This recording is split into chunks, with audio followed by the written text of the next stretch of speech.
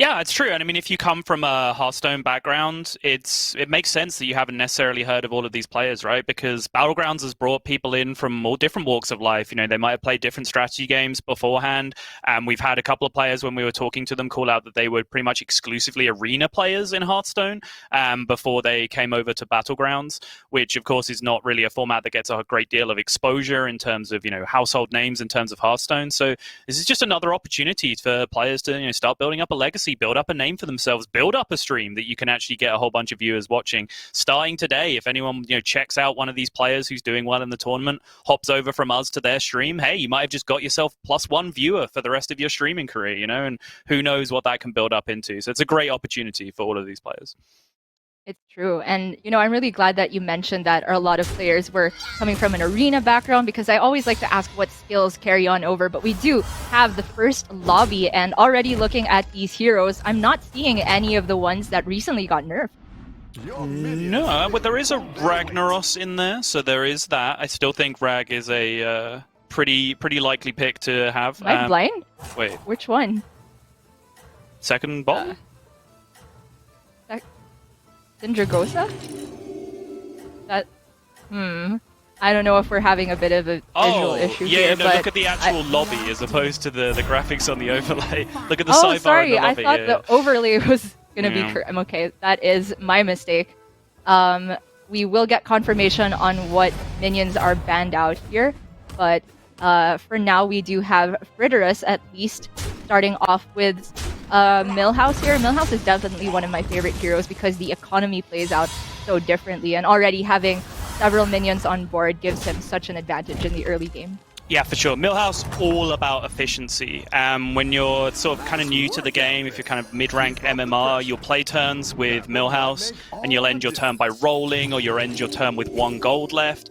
Usually an indicator that you've done something wrong and you've missed a point of efficiency. Like, Millhouse really has to stretch every point of gold that he can to maximum efficiency, and it really changes the dynamic of which minions are worth buying. I'm glad you mentioned efficiency about the economy, because that's something that Rafam really plays to in the early game. Right here from Show, we're already seeing that he did not level even on the 5 gold turn, because you can approach a different curve with Rafam.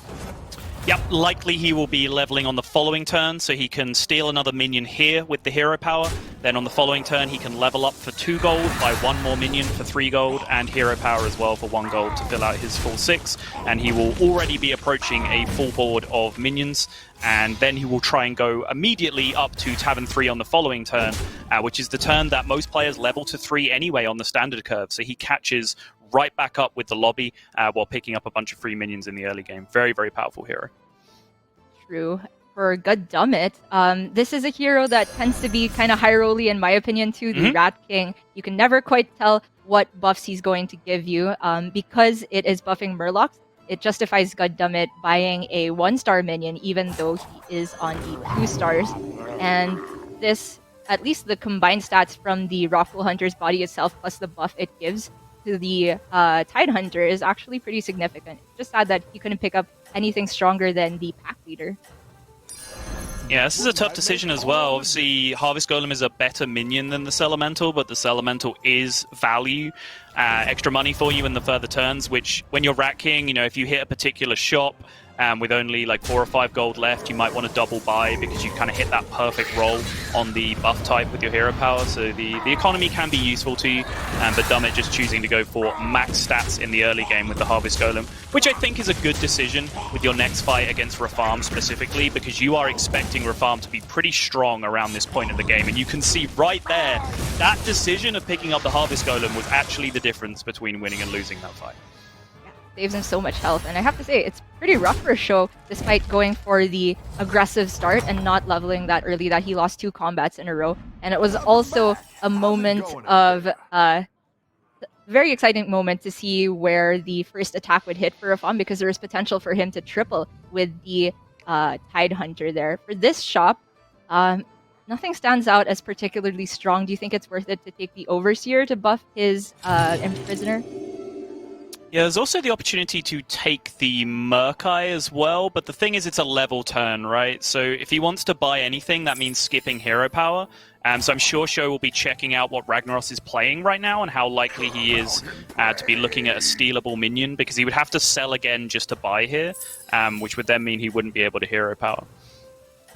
There are spots where I do see some Reform players end on 6 minions just to be able to sneak that hero power in. Yeah. What do you think factors in the decision as to whether you want to remain on 7 or take the risk? Well, I think first and foremost, Sho will have absolutely checked what Ragnaros was playing here to find out the information. And having not seen Murlocs from his opponent, I think that really pays into it, because I think having missed the triple on the previous round, that's the #1 thing he'd be looking for, right? Is trying to pick up a triple on one of those Murlocs.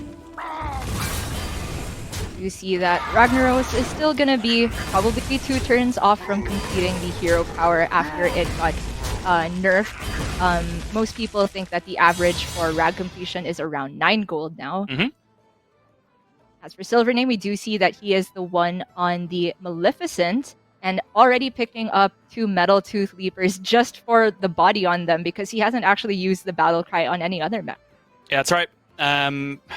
Not a hero I pick as much as I should. I just find her kind of dull, I guess. Like, I probably tank my win rate a little bit by not picking her in bad choices, because she is still surprisingly powerful, even though mechs aren't necessarily the powerhouse that they were back in the Cobalt days.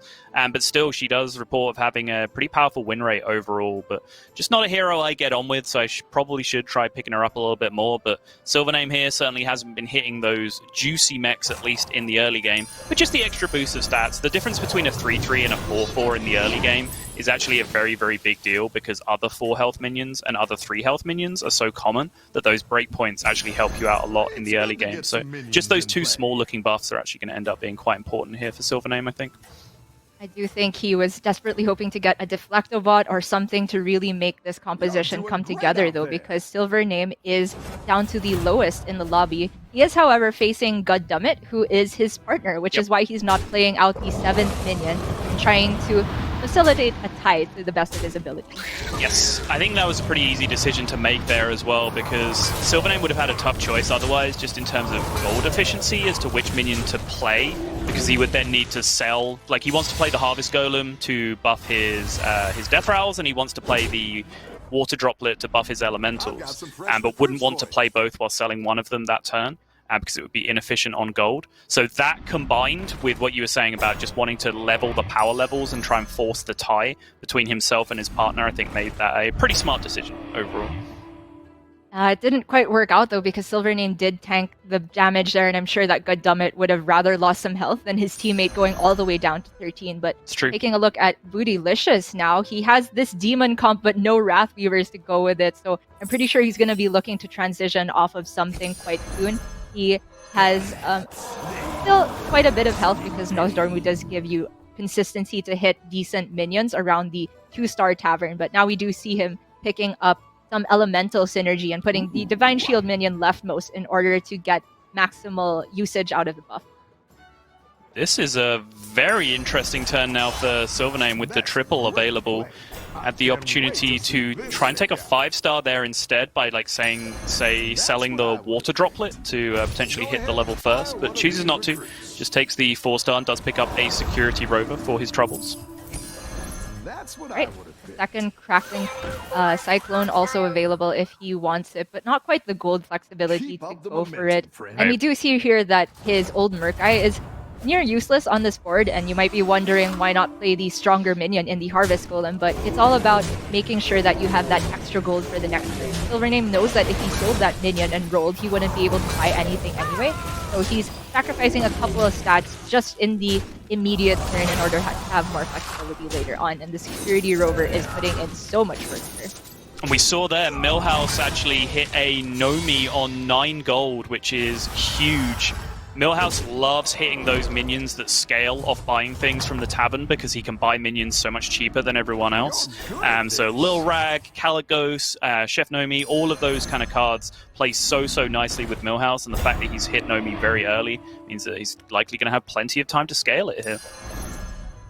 He is kind of in the bottom half in terms of health total, so he's going to have to make it work and hope he gets a lot of elemental shot. For the Fishu, though, it looks like his hero power has finally completed, and look at this, double Anoyo module is what you want to see with all of the mechs he has. 2 Metal Tooth Leapers saved up to get maximal buff on the Deflectobot. Yeah, this board is going to get so gross so quickly. He already has the Bolvar in hand. That's 2 more Divine Shields that he's able to add to his board with the Anoya module. And, of course, he is just Rag, which means any Divine Shield is just insane in the left-right positions. Look at the strength of this board state already, and that's before the end of turn buff even kicks in. That's right, +3 on those, and he also has the reset on the Deflectobot shield because of the Harvest Golem. I was going to ask, do you think it's worth freezing the Anoyo module when he doesn't necessarily have another mech that he wants to put a shield on right now? I generally think you'd want to get a Mechano Egg for that, but maybe you could even just put it on a Metal Tooth Leaper and have just another high attack minion with Divine Shield. Yeah, it's definitely worth buying, in my opinion. There's a lot of possibilities. The egg, as you were talking about, is definitely up there, but you could also just triple this Metal Tooth Leaper, right? And just like put the Divine Shield on that for just another huge minion temporarily. So I think, you know, Anoya module is one of very few like must-buy minions a lot of the time, because even if you're not going to play it immediately, as long as you can afford to buy it without dying, like you'll probably find some value in the late game with like an Amalgadon at the very least. So I think it's such an insanely powerful unit that you should generally pick it up in most spots, even if you don't already have the mech base board that supports it. And now Millhouse with the Nomi! He's just getting murdered. It's so much damage to take when he's trying to set up to scale. I was going to say, it was so poetic that we were talking about Millhouse's potential, but he has to be careful and really hit that spike right away because he has little health to work with. But then he runs into probably the player that has the biggest spike in that turn. Millhouse also on mech. I want to say that's not where you want to be. There's finally an elemental, but he has no money left. That was just straight up -8. 4 rolls down the drain just for Fritterus to find one party elemental here, and that's the danger. When I talk about, you know, they really like this these scaling minions because they can buy so many minions, you do still have to hit them. And that's why, like, generally Kalecgos is so much more reliable for Millhouse, because you will have Battlecry minions in your shop. Like, you'll have to get ridiculously unlucky not to hit Battlecries on most rolls. But, you know, hitting a specific tribe is slightly more uncommon and does rely on a little bit more luck with those rolls. And you can see Fritterus very rapidly just rolled away 8 gold at the start of his turn, and suddenly it's not looking too good. I mean, it's really unfortunate because I want to say Millhouse got stronger in this meta as well with the introduction of elementals because of the constant buy and sell you can do, and also because of this rightmost card in the shop right there, the Refreshing Anomaly, which essentially acts as 2 gold discount when you're playing Millhouse. For sure, though, he is on the brink with just 7 health remaining, but he has Baron Rivendare with Goldrin already putting together some nice Death Rattle Beast synergy, except that he doesn't have that many beasts. He doesn't, but he can just piece it together here. That additional Rat Pack pickup is huge now alongside the Baron, and he's going to try and engineer this Ginny as well for maximum value. If he goes first and the Goldrin attacks and dies, and then there's good potential for that Ginny to give maximum value off the Baron as well. So Show is certainly putting something together here and certainly looks heavily favored in this fight against the Lich King. Genie Baron is pretty disgusting, and it tells you something about the strength of Genie if the fact that you have it with Baron means that you can use Goldrin just as a transition. I mean, you can use it for now and then try to go for elementals in the late game. But also, Show still has the potential to go for all-in on Beast, depending on whether he sees, say, another Baron. It's tough to go for Macaw because he does have 2 other Beasts with Death Rattle. But, that was a Gar we saw. Yeah, and that does not look good. 16 damage coming through, and it looks like Millhouse, unless someone else is going to die with Fritterus here. Nope, solo death. So Fritterus, after I hyped him up so much, is going to end off first lobby in 8th place. Very unfortunate. I'm glad that we at least got to see the turn, because you can kind of see what directly led to that, right? Pick up a Nomi. Don't hit any elementals on Millhouse. Have to roll away so much of your gold because you're just kind of tunneled on that elemental strategy. If you didn't hit them there, he's going to find himself in trouble, and that's exactly what happened. And that means it's up to Show to try and shore up the points for his team. He did get a big win a while ago, and here's a triple on the Rat Pack. Some potential to go for elementals, or maybe even a second Goldrin if he finds it. I have to say, though, the 2 drops off the Ginny were not too great. Nope. Free money is free money, though, especially since he gets this one free roll as well off the refreshing anomaly, so he's actually done great things for his economy at the very least that turn. But I think this 6-drop Discover is going to really secure where Show is going in terms of direction this game. Does hit my Exner, so that suggests that he's probably going to lean more towards Beast now this game. That's right. It looks like the only pickable one here. You can take Imp Mama if you're a little bit earlier on and try to cheese some damage with the beast that it spawns, especially if you think your opponent has, you know, small mech, small tokens, but I do think it's too late to take that. Mayexna gonna get that buff from Goldrin, but I'm worried about where Show can go from here because it doesn't look too much in either direction. He's very possibly just thinking that if he can just survive and try to get a top 4 finish, though, that's good enough. Yeah, if he can find some selfless heroes, then he might just be in business here. Already has Poisonous Minion, already has Baron. I can push him in the direction of a pretty competitive comp in the late game. But he's kind of missing the parrots right now, right? Because normally when you get this far into the beast comp, you want to look at selling your Death Rattle beasts and transitioning into the Macaw Goldrin strategy instead. But right now, a lot of Show's power is just in that Golden Rat Pack, so he might not have the time to transition out of Death Rattle beasts here instead. So I do agree, it's a difficult spot for him to be in.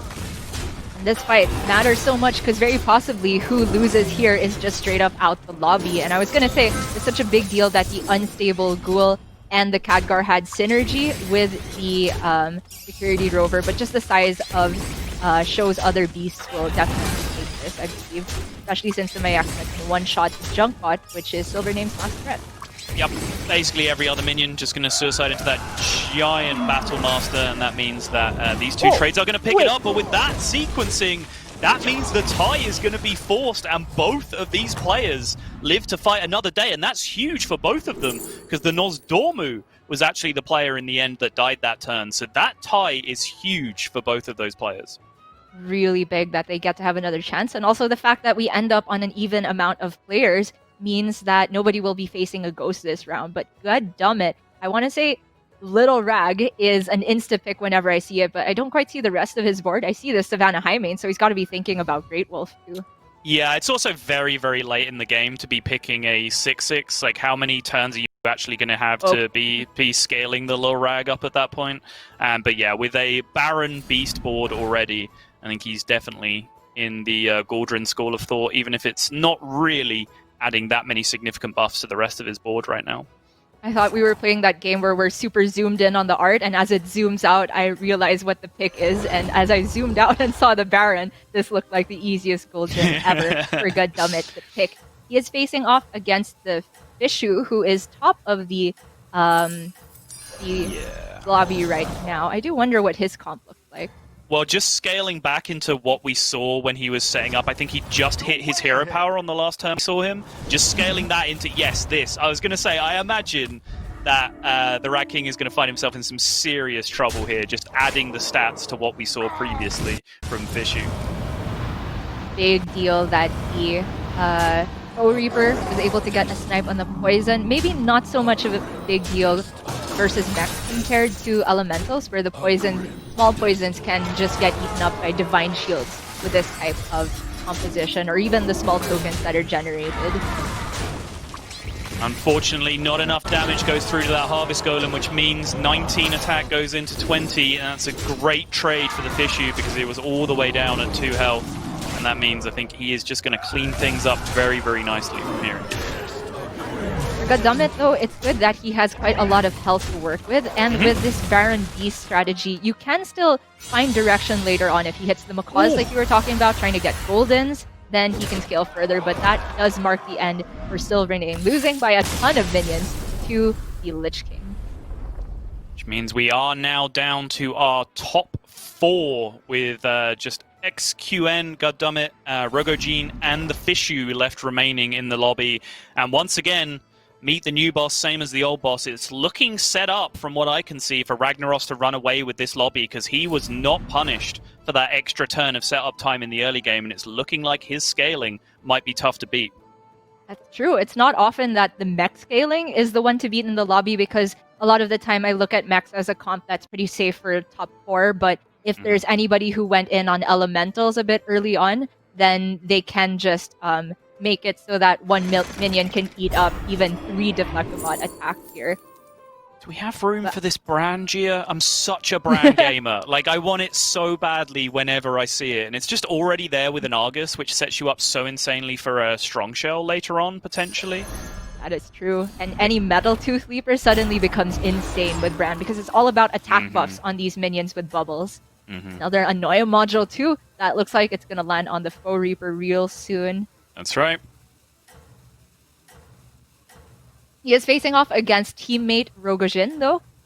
These two are looking in a great spot to just rack up all the points in the lobby, and that is why we see the Fishu not committing his Zap Flywick as well to the board. I think this is going to at least be fairly close to a tie. I think they've set this up pretty nicely overall. This cleave is obviously a big factor because it has the potential to cleave away so many of these Divine Shields from the Selfless Hero. This is actually going to work out pretty well now. I think so too, especially since they're both healthy. I think it's very low odds for anyone to die. I'm just curious what comes out of this Gentle Genie because Rogojin does have the Little Rag now, so any high-cost elemental will be majorly buffing his board. Oh wait, a Gar? Bad news though. That is bad news. This is so Did much damage coming here? through now. Oh no! Oh no! Did I Oh jinx my it? goodness, Okay. it's so much damage. Those are all 6 stars. 13 on board. Okay, he's alive, but that 16, is 17, a 22. gross amount of damage. Wow. Well, he's alive, and if you can farm the next person, it's alright, even if you finish second to your teammate. But we do see here from XQN, last one standing because his teammate Bootylicious did fall early on. He has a halfway elemental and mech comp. I think he'd really be looking to pick up the Toxfin to use on this Amalgam. Yeah, crucially, Murloc's not banned in this lobby. Which minion pools are banned really does affect Amalgadon very, very heavily in the late game. It's not uncommon, for example, like if you play an Amalgadon off a Discover and it doesn't hit Divine Shield and mechs aren't in your lobby, that you might just end up selling it straight away and just looking for another one later on to try and roll that Divine Shield because there's no real other way that you can get to it. But with Murlocs available in this lobby, Toxfin is huge, as you now see coming down here, making the fabled Divine Shield Poisonous minion one of the absolute best things that you can find. I do think that, I was going to say, the Ghoul could come in really handy here for XQN because he knows there's still a mech player in the lobby, and being able to get rid of all those shields immediately is huge. However, it does have a little bit of anti-synergy with his own Amalgam. You can see here from Rogojin that he has now Selfless Hero with Baron, and crucially, the Selfless Hero has been buffed, so it doesn't actually activate off of a Ghoul Death Rattle right away. Watch out! Yeah, it's a really big deal, actually. After the trade, it still has 2 health remaining if it smashes into a unstable Ghoul, and then the Death Rattle won't finish it off. But certainly we are still seeing the power of Selfless Hero coming into play here. I was talking about how Divine Shield Poisonous minions are about the most valuable thing you can do in the game. If you can't do it the hard way, then you can do it the easy way with the Selfless Hero instead, and just try and force those situations, which is what Rogojin is trying to do right now. That one hit into the Amalgam with a minion before the Amalgam could hit the Gar, I think, decides this entire lobby. That thing is monstrous, 83 health even after tanking a bunch of attacks, and it has enough attack to one-shot all of Rogojin's board. So I do think that the Lich King will be in a pretty good spot here, but still, the Shredder with Baron, maybe some miracles, Mayaxna. I mean, Mayaxna would be the absolute one here. Shifter Xerus, certainly not, I'm afraid. Yeah, and this is just going to be a march of minions into that giant Gar, and that is going to be a ton of damage coming through. 18 damage, putting Rogojin on the chopping block now as well. Basically everyone left remaining is just one hit away from death. But he is alive, and that's all the difference because he has all these elementals able to keep stacking with a Little Rag. How do you even make room for the second Little Rag here? I feel like the Siege Breaker might be going away soon. Yeah, Siege, I mean, you're so close to the end of the game that you could even argue that, like, maybe the extra couple of minions that you're going to get scaling off Ginny isn't straight up worth it over the increased stats on the Demon Taunt here instead, but he ends up going with the Selfless Hero cell instead, which is interesting because I think he's now banking on getting through the dead guy fight and then trying to pick up another Divine Shield going back into the following turns, because those Divine Shields are incredibly valuable with that Baron Ribbon. That's right. The the fact that he's fighting the ghost makes all the difference here. It gives you so much room to be greedy. And he is fighting, I believe, Goddammit Ghost. And he had the Death Rattle Beast comp from a while ago, if I recall. That's right. Huge buffs coming through from these Tier 6 elementals. And speaking of Tier 6 elementals, that is, I think, the first time I have seen a Tier 6 golden rag, Gia. I'm not sure about the order on that, because he could have gotten more buff if he had played the Little Rag first. I guess he didn't want to play it at all then to give him a bit more information on what to choose, but I can't really think of a reason. Either way, he's going to be very comfortable in this fight. Even with the Poison Murloc missing the Divine Shield here, but it looks like we've got another fight coming down to the wire here between Fishu and XQN, and once again, without enough poisonous minions to contest these guards, they are absolutely running away with this lobby for XQN right now. As he says good night to the Fishu, and he is going to be in prime position overall, it looks like here, Gia. Definitely does look like it. It's just really impressive. XQN has stayed at sub 10 health for the majority of this lobby, but he's been pulling it back. Another little rag. Hello? You can always make room for that. Tons of expensive elementals. But there's 7 of them total, right? And there's 5 of them in these two players' hands right now. Like, what? Hello? Is this legal? Bob's just being friendly today. And I did say we can always make room for that, but I do not know what to sell. I feel like Little Gar might be close to the chopping block soon.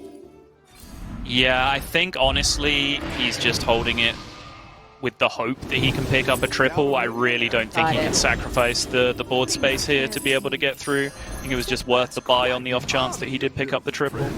That's fair. So what are we thinking in terms of the last minion to close out? I think he has one more roll to try and look for poison! There is a deadly spore! Now he has to evaluate, though, whether that one poison or the unstable ghoul is more valuable to him, because he does not really have divine shields right now. One divine shield is not a lot in the late game. You would expect your opponent to be rocking a lot more than that. So you might get more value out of just having the unstable ghoul in this situation. And yeah, I kind of like this. He's going to go for the unstable ghoul and try and get value out of his divine shield first, and then actually picking up the microbots as well means that he has the opportunity to pick off divine shields from selfless heroes with those microbots as well, even if the unstable ghoul doesn't do its work. He did put the reborn on the unstable ghoul as well, which you kind of want to do in case you expect divine shields to maybe reset, or if there are some minions small minions spawn on the other side, but he didn't have room to put down the selfless hero. I mean, time. Oh no! Disaster. Absolute disaster indeed. And with just this one poisonous minion, he didn't really need that Wind Fury to line up on both of them, though, because now the rest of his minions start the march into that huge taunt that's remaining on the right-hand side. I am sorry for ever thinking about selling Little Gar. He is what's going to carry this game, and he is by no means little at all. The fact that the poison was able to tank one of the big walls, but not both, makes all of the difference here. Yeah, now just 14 attack left to march into it, nowhere near enough to get the job done. And even this Lil Rag is going to get a value trade onto a 1-1 as well, and that means 24 damage going to come through and end that lobby.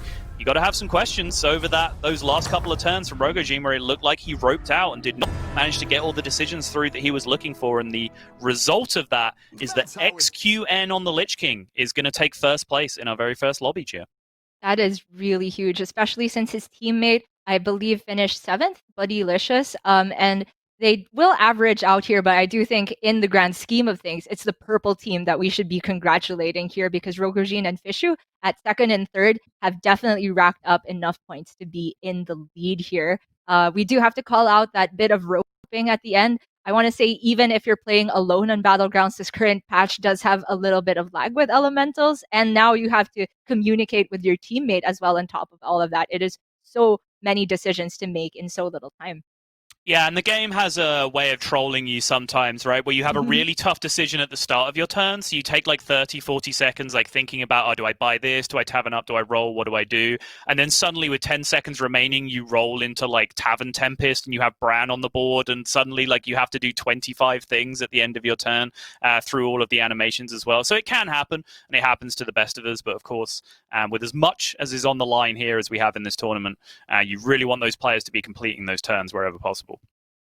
It is true. We'll have the standings up to date in just a little bit, but I have to say it's already looking quite scary for Fritterus and Show. I think both of them did finish in the bottom four, and because there are only 8 lobbies in a day, it already can feel like a huge mountain to climb if you fall behind in the first couple. Yeah, it's true, especially if it happens to both members of your team, as it did there. Obviously, we saw Fritterus going out in 8th place and Show not far behind. So a disappointing first lobby for the white team, for sure. But still, plenty to play for here, because you can look at it glass half full, you can look at it glass half empty, right? Like, it's a bad start, but you can still frame it the other way and say they have 7 lobbies to recover here. And that's kind of the nature of the points as well, that if they can put together some consistent placings from here, it's not like the team that finishes first and second have like got this huge spike of points ahead of you, right? Because it's flatly distributed throughout the curve, so you can still close that gap over time.